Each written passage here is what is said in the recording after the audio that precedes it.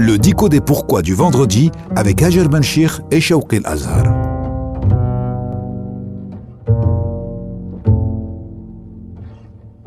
Shawqi El-Azhar, docteur en théologie, bonjour.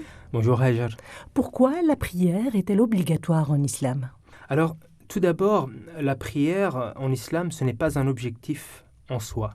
C'est-à-dire qu'on a des récits dans la sunna du prophète sallallahu alayhi wa sallam de gens qui ont prié toute leur vie et malgré ça, ça ne leur a servi à rien. Donc, ce qui nous démontre que la prière n'est pas un objectif en soi. L'objectif qu'il y a derrière, l'objectif premier qu'il y a derrière la prière, c'est le rappel de Dieu. Se rappeler de Dieu pour pouvoir se purifier spirituellement. C'est ce qu'on retrouve dans le Coran. Wa aqim salata li dhikri. Donc, accomplis la prière pour te rappeler de moi. Donc, le rappel, c'est quelque chose de central en islam. D'ailleurs, le Coran, la révélation elle-même, a été appelée rappel, al-dhikr. Al-dhikr, donc le Coran, c'est le rappel, c'est al-dhikr, la révélation, c'est le rappel. Pourquoi ? Parce qu'elle vient nous rappeler de ce qu'on est, en fait, en tant qu'être humain. Elle vient nous rappeler notre fitra, notre nature humaine, pour qu'on puisse être conscient de nous-mêmes, être conscient de ce qui se passe à l'intérieur de nous-mêmes, pour pouvoir nous purifier, pour pouvoir nous débarrasser de ce qui nous éloigne de notre humanité. Et le premier moyen, ou bien le premier rappel pour cela, c'est le rappel de Dieu. C'est le rappel de Dieu parce que Dieu se trouve entre l'homme et son cœur. Comme le dit le Coran, Dieu se trouve entre l'homme et son cœur. Donc, pour pouvoir avoir accès à notre cœur, pour le purifier, le débarrasser de ce qui nous empêche d'être être humain, il faut se rappeler de Dieu, il faut se rapprocher de Dieu. Donc, le maintien du rapport à Dieu est la première condition pour se purifier spirituellement. Et le premier élément établi par la révélation pour se rappeler de Dieu, c'est la prière.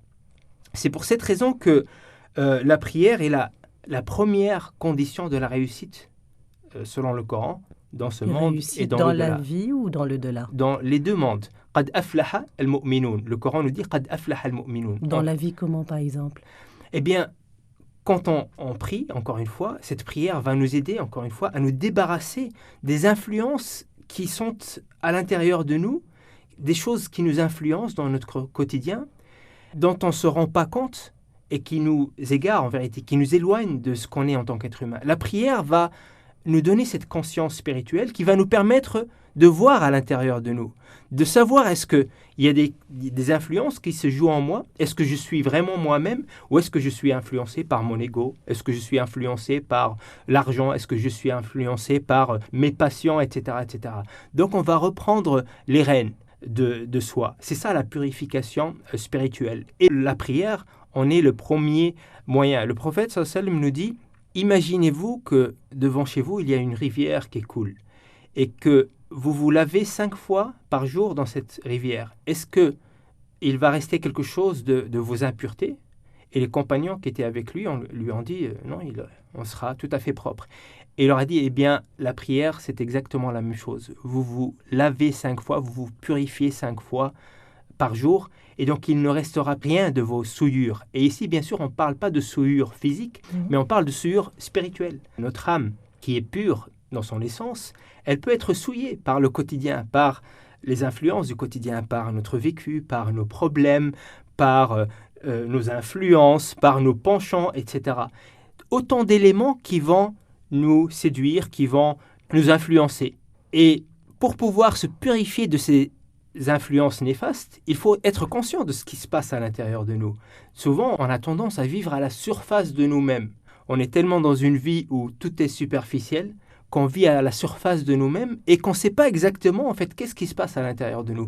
Ce que je fais actuellement, est-ce que je le fais avec une intention sincère ? Est-ce que je le fais de manière sincère ?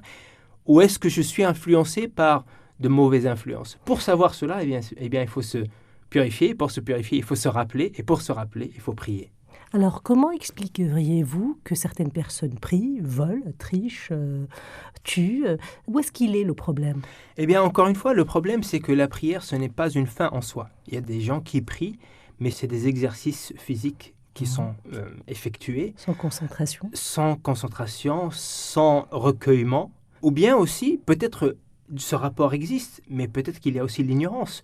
Souvent, on réduit la religion à la prière. J'ai fait mes prières, donc j'ai fait ce que j'ai à faire, et c'est fini. Mais non, la prière ne s'arrête pas au seuil de la mosquée.